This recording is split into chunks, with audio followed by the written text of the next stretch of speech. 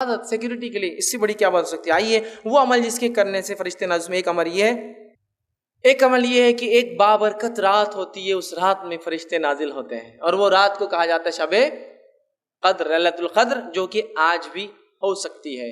21 گزر چکی، وہ بھی ہو سکتی تھی، اور آنے والی اور 3 راتیں باقی، وہ بھی ہو سکتی ہے، 25، 27 اور 29 بھی ہو سکتی ہے۔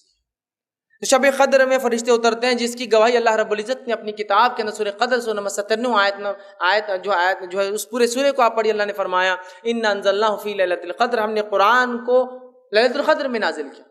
وَمَا أَدْرَاكَ مَا لَيْلَةُ الْقَدْرِ، اور اے مسلمانوں کیا چیز ہے جو تمہیں سمجھائے لیلۃ القدر کیا ہے؟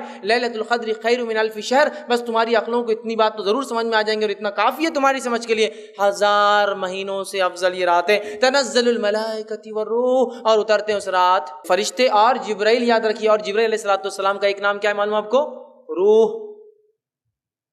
جبرائیل علیہ السلام کا ایک نام یاد رکھیے، وہ روح ہے، یاد رکھیے، نہیں تو آپ بولیں گے تنزل الملائکۃ والروح، اور ایک صاحب ایک بار تفسیر کرنے لگے، اترتے ہیں اس رات فرشتے اور بڈھے اور بڑوں کی روحیں، ملائکہ الگ ہے نا اور روح الگ ہے، تو پھر صحیح بات ہے نا۔ تو یاد رکھیے یہاں روح سے مراد جبرائیل علیہ السلام ہے، روح الامین بھی ان کا ایک نام ہے، جبرائیل بھی ان کا ایک نام ہے، جبریل بھی ان کا ایک نام ہے، ٹھیک ہے؟ تو روح بھی انہیں کہا جاتا ہے، روح الامین بھی کہا جاتا ہے، 4 نام ان کے قرآن میں آتے ہیں، جبرائیل، جبریل، روح الامین اور روح۔ تو اترتے ہیں اس رات جبرائیل، سردار فرشتوں کے وہ، اور ساتھ میں پورے لے کر، اور جو ہے وہ رات اتنے فرشتے اترتے ہیں کہ مسند احمد کی روایت میں آپ نے فرماتے ہیں اس مبارک رات قدر کے اندر فرشتے اتنے نازل ہوتے ہیں جیسے دنیا میں کنکر اتنے نازل ہوتے ہیں۔ اور جو علماء لکھتے ہیں اس کی تفسیر میں کہ شب قدر کو قدر اسی لیے کہا جاتا ہے، اتنے زیادہ فرشتے اترتے ہیں کہ قدم رکھنے کو فرشتوں کو جگہ نہیں ہوتی۔ اب اس رات کو بھی کیسے مناتے اور کیا حال ہے ہمارا، مجھے زیادہ بولنے کی ضرورت نہیں ہے۔ پہلے تو 5 میں سے 1 ہے، تو اپنے لیے تو 1 ہی فکس ہے پہلے سے۔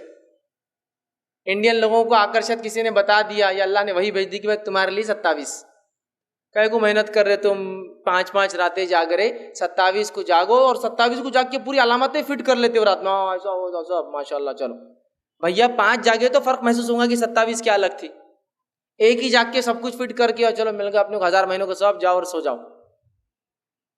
5 تلاش کرنا ہے۔ نبی اکرم صلی اللہ علیہ وسلم سارا آخری عشرہ جاگ کر عبادت کرتے، اعتکاف میں ہوتے، اور بیویوں کے گھر پہ کسی خادم کو بھیجتے، جا کر اٹھاؤ، قدر ہو سکتی ہے آج، جاگو عبادت کرو۔ نہیں 5 رات کون چھٹی دیں گا بھیا، میرے کو چھٹی کہاں ملتی، 5 راتیں کیسے میں جاؤں گا، مشکل ہے۔ ایک دن ملاقات ہوئے، رے بھائی بہت آپ کی آنکھیں لال لال دکھ رہی، کیا بات ہے؟ 10 راتوں سے سویا نہیں میں، کیوں، کیا مسئلہ ہے؟ گھر میں شادی ہے نا، کوئی معمولی چیز ہے کیا؟ ہلدی، مہندی، سانچک، رجگے، شادی، ولیمہ، جماگی، کیا کیا نہیں رہتا، اتنا سب کرنا پڑتا، تو رات بھر میں جاگ رہا۔ اچھا شب قدر کے 5 وہ نہیں ہو سکتی، کیونکہ شادی کا ثواب شاید اس سے زیادہ ہے وہ جاگنے کا، وہ ان بدعتوں اور رسومات اور خرافات کرنے کا، اس لیے نہیں ہو رہا۔